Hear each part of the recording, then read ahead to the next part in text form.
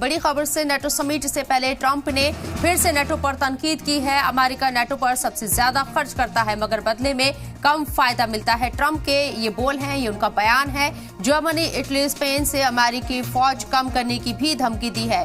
Trump ने NATO के साथ ताल्लुकात को एक तरफा बनाया और बताया है 2025 में खर्च का लगभग 60% अमेरिका ने उठाया है और यूरोपीय मुल्कों और कनाडा में खर्च में 20% इजाफा किया है।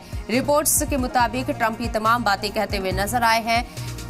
एक बार फिर से नेटो को लेकर उनकी नाराजगी जग जाहिर हो रही है और साफ तौर पर उन्होंने कहा है कि अमेरिका खर्च ज्यादा करता है नेटो पर, लेकिन फायदा उससे कम होता है। ट्रंप एक बार फिर से अपने अंदाज में बोलते हुए नजर आए और उन्होंने नेटो के ऊपर कई सवाल भी खड़े किए हैं। इसके साथ साथ उन्होंने पूरा खर्च का ब्यौरा भी देने की कोशिश की। जर्मनी, इटली, स्पेन से अमेरिकी फौज कम करने की भी धमकी दी है ट्रंप ने।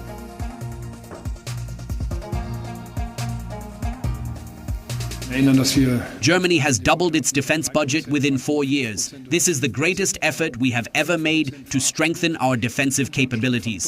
In that respect, we have nothing to be ashamed of here and will also mention this in all due modesty.